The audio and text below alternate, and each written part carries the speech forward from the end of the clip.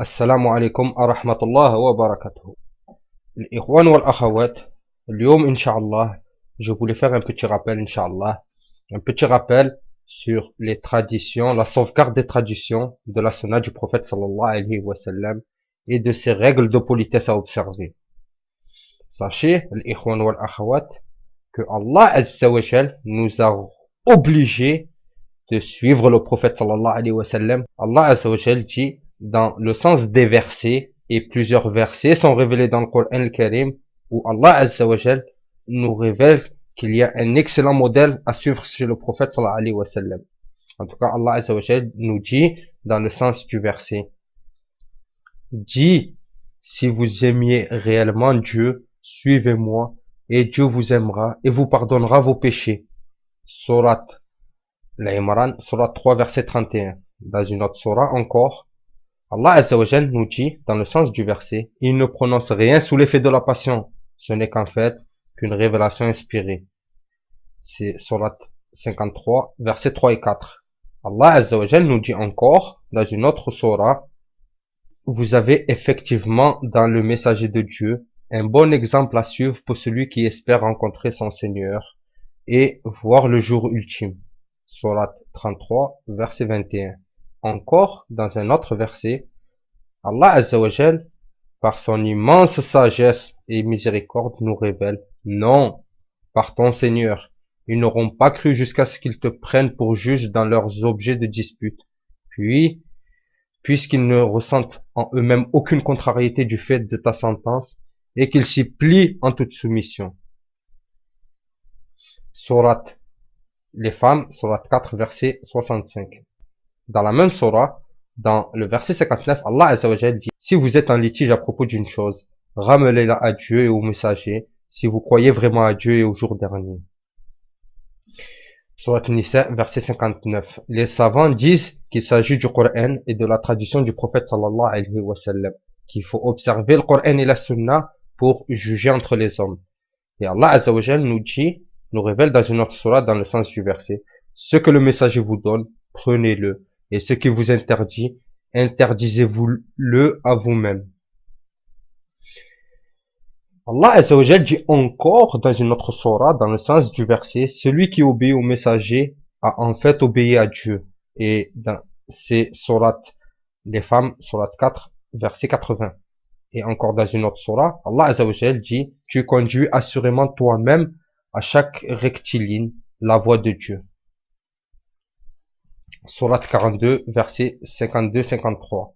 Et Allah Azza wa Jal dit dans sourate Nour, dans le sens du verset, que ceux qui contreviennent à ses ordres fassent bien attention qu'ils ne soient pas frappés d'une tentation ou qu'ils ne soient pas frappés d'un supplice douloureux. Sourate 24, verset 63. Et Allah Azza wa Jal dit, dans le sens du verset, gardez en mémoire, ô femmes du prophète, ce qu'on récite dans vos maisons comme verset de Dieu et sagesse, sentence du prophète. C'est sourate 33, verset 34. En tout cas, les versets concernant ce chapitre sont très très nombreux. Et quant à hadith, Inch'Allah, nous allons essayer de citer quelques hadiths, Inch'Allah. Selon Abu Huraira, radiallahu anhu, le prophète sallallahu alayhi wa sallam a dit, ne m'interroge pas sur les choses sur lesquelles je me suis tu. Ceux qui étaient avant vous, c'est-à-dire les juifs, n'ont péri qu'à cause de nombreuses questions et à leur désaccord avec les prophètes. Quand je vous interdis une chose, évitez-la, et quand je vous ordonne une chose, faites-en ce que vous pouvez. Et dans un autre hadith, Irbad ibn Sariya radiallahu anhu a dit, le messager d'Allah sallallahu alayhi wa sallam nous a fait un serment éloquent qui remplit nos cœurs de crainte et fit couler nos larmes. Nous lui dîmes, ô messager de Dieu, on dirait que c'est le serment de quelqu'un qui fait ses adieux. Aussi, fais-nous quelques recommandations. Je dis, je vous recommande la crainte pieuse de Allah ainsi que l'obéissance totale, même si c'est un esclave éthiopien qui s'est imposé à vous comme chef. Celui d'entre vous qui vivra verra une grande discorde. Accrochez-vous alors à ma tradition et à celle des califes orthodoxes et bien guidés. Saisissez-la fortement avec vos dents. Méfiez-vous des innovations car chaque innovation est un égarement. Et c'est rapporté par Abu Daoud rahimahullah. Et dans un autre hadith, selon Abu Huraira radiallahu anhu, le prophète sallallahu alayhi wa sallam a dit: toute ma communauté entre au paradis, sauf celui qui s'y refuse. On dit: et qui s'y refuse au messager d'Allah? Et le prophète sallallahu alayhi wa sallam a dit: celui qui m'a obéi entre au paradis, et celui qui m'a désobéi s'y est refusé. Et c'est rapporté dans son Sahih al-Bukhari. Dans un autre hadith, selon Salama ibn Ammar ibn al-Aqwa radiallahu anha, quelqu'un mangea avec sa main gauche chez le messager d'Allah sallallahu alayhi wa sallam. Le messager d'Allah sallallahu alayhi wa sallam lui dit: mange avec ta main droite. Et il dit: je ne peux pas. Alors le prophète sallallahu alayhi wa sallam lui dit: puisses-tu ne jamais pouvoir? Seul son orgueil l'a empêché en effet d'obéir au prophète sallallahu alayhi wa sallam. Il ne put plus lever sa main droite jusqu'à sa bouche. Et c'est rapporté par Muslim rahimahullah. Nu'man ibn Bashir radiallahu anhu a dit: j'ai entendu que le messager d'Allah sallallahu alayhi wa sallam: vous veillerez soigneusement votre alignement dans la prière, sinon Dieu sèmera la discorde dans vos cœurs. Et dans une autre version de Muslim, le messager d'Allah sallallahu alayhi wa sallam rectifiait nos rangs à la prière à tel point qu'on dirait qu'il voulait vérifier la droiture des flèches à celle de notre alignement, si bien que nous comprîmes bien ce qu'il voulait. Puis, il sortit un jour de ses appartements et annonça la prière. Il était sur le point de commencer en disant Allahu Akbar. Quand il vit la poitrine de quelqu'un sortir du rang, il dit alors: ô esclaves de Dieu, vous veillerez soigneusement à la rectitude de vos rangs, sinon Dieu sèmera la discorde dans vos cœurs. Dans un autre hadith de Abu Musa radiallahu anhu qui dit: une maison brûlera une nuit sur ses habitants. Quand on rapporta la chose au messager d'Allah sallallahu alayhi wa sallam, il dit: ce feu est pour vous un ennemi. Quand vous allez vous coucher, éteignez-le avant. Toujours selon lui, selon Abu Musa radiallahu anhu, le message sallallahu alayhi wa sallam a dit: l'image de ce que Dieu a envoyé avec moi comme bonne direction et science est celle d'une pluie bienfaisante et abondante ayant atteint la terre.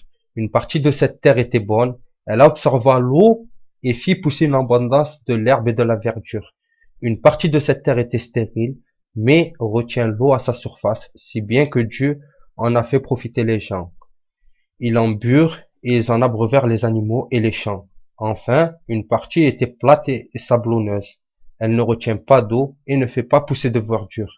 Telle est l'image de celui qui a bien assimilé la religion. Ainsi, il tirera profit de ce que Allah a envoyé avec moi. Il l'a pris lui-même et l'enseigna aux autres, ou de celui qui a appris cette science, mais n'en tirera lui-même aucun profit, ou enfin de celui qui n'a rien retenu de la bonne direction dont Allah a fait l'objet de ma mission. Et dans un autre hadith, selon Jabir radiallahu anhu, le messager d'Allah sallallahu alayhi wa sallam a dit: mon image est la vôtre et celle de quelqu'un qui a allumé un feu le soir. Les criquets et les papillons se mirent à y tomber cependant qu'ils cherchaient à les écarter. C'est ainsi que moi-même je me retiens par le fond de votre culotte pour vous éviter de tomber dans le feu, tandis que vous échappez de ma main. Et c'est rapporté par l'imam Muslim rahimahullah. Et toujours selon Jabir radiallahu anhu, le prophète sallallahu alayhi wa sallam a ordonné de se lécher les doigts et de racler le fond des ustensiles. Le prophète sallallahu alayhi wa sallam a dit: vous ne savez pas dans quelle partie de votre manger se trouve la bénédiction d'Allah azza wa jal. Et c'est rapporté par Muslim. Et dans une autre version de Muslim qui dit: quand l'un de vous laisse tomber une bouchée par terre, qu'il en enlève toute saleté puis la mange afin de ne pas la laisser au diable, qu'il se sèche les doigts avant de les essuyer à la serviette, car il ne sait pas dans quelle partie de son manger se trouve la bénédiction d'Allah. Dans un hadith d'après Ibn Abbas radiallahu anhu, le messager d'Allah sallallahu alayhi wa sallam nous prononça un jour un serment où il dit: ô gens, vous êtes appelés à vous rassembler vers Dieu sans chaussures ni vêtements et non circoncis. De même que nous avons commencé la première création, nous la refaisons de nouveau. c'est là une promesse qui nous incombe et nous en sommes parfaitement capables. Surat 21, verset 103. Notez bien que la première créature a été vêtue le jour de la résurrection selon Abraham alayhi salam. Notez bien qu'on fera venir les hommes de ma communauté, qu'on dirigera vers la gauche de l'enfer et que je dirai alors, Seigneur, ce sont mes compagnons. On me répondra, tu ne peux pas savoir ce qu'ils ont apporté comme innovation après toi. Je dis comme a dit le vertueux esclave de Dieu, Isa alayhi salam Jésus, je fus témoin contre eux tant que je fus parmi eux, et lorsque tu as repris mon âme, tu fus très observateur, attentif, et tu es de toutes choses témoin. Si tu les tortures, ce sont tes esclaves, et si tu les absous, c'est toi certainement le puissant et le sage. La sourate, la table servie, verset 117-118. Et on me dit, ils n'ont pas cessé de retourner sur leurs pas depuis que tu les as quittés. Enfin, dans un autre hadith, Abdullah ibn Mu'athal, radiallahu anhu, a dit, le messager d'Allah, sallallahu alayhi wa sallam, a interdit de jeter les pierres en les tenant entre les pouces et l'index. Il a dit, cela ne tue pas le gibier, ne tue pas l'ennemi, mais il peut crever un œil ou briser une dent. Et dans une autre version, le prophète sallallahu alayhi wa sallam a dit, un parent d'Ibn Murath, dans une autre version, un parent d'Ibn Muratha jeta une pierre en la tenant entre le pouce et l'index. Il lui est dit de ne plus faire cela, car le messager d'Allah sallallahu alayhi wa sallam a interdit de lancer les cailloux en le tenant entre le pouce et l'index, en disant, cela ne chasse aucun gibier. Puis il reprit, ne t'ai-je pas rapporté que le prophète sallallahu alayhi wa sallam l'a interdit, et voilà que tu y reviens, je ne t'adresse plus la parole. Et dans un autre hadith, et c'est le dernier hadith inshallah, Abbas ibn Rabi'a, rahimahullah, a dit, j'ai vu Omar ibn Khattab, radiallahu anhu, embrasser la pierre noire en disant, je sais que tu es une pierre, ne voulant faire ni bien ni mal. Si je n'avais pas vu le messager d'Allah sallallahu alayhi wa sallam t'embrasser, je ne t'aurais certes pas embrassé. Et c'est un hadith authentique aussi. En tout cas, il faut savoir, l'ikhwan wal akhawat, que c'est très très important de rester sur la sunna du prophète sallallahu alayhi wa sallam. Allah azza wa jalla nous a révélé à travers le prophète sallallahu alayhi wa sallam une sunna complète, une mode de vie complète et une tradition complète. Et le fait de faire qu'en notre tête et de ne pas respecter la sunna du prophète sallallahu alayhi wa sallam revenait à dire que le prophète sallallahu alayhi wa sallam n'a pas bien fait son boulot et nous a pas tout transmis et que nous savons des choses que lui ne sait pas. Et ayadou billah, et qu'Allah nous pardonne et qu'Allah nous raffermisse sur son saint Coran et sur la sunna du prophète sallallahu alayhi wa sallam. En tout cas, l'ikhwan wal akhawat, c'était juste une petite nasiha, un petit rappel, inshallah. Et en tout cas, je prie Allah de raffermir notre cœur sur la religion. Et je prie Allah pour tous mes frères et sœurs, ainsi que pour moi-même, de nous accorder la droiture et avec sadad, c'est-à-dire avec exactitude. En tout cas, je vous dis, assalamu alaikum wa rahmatullah wa barakatuh.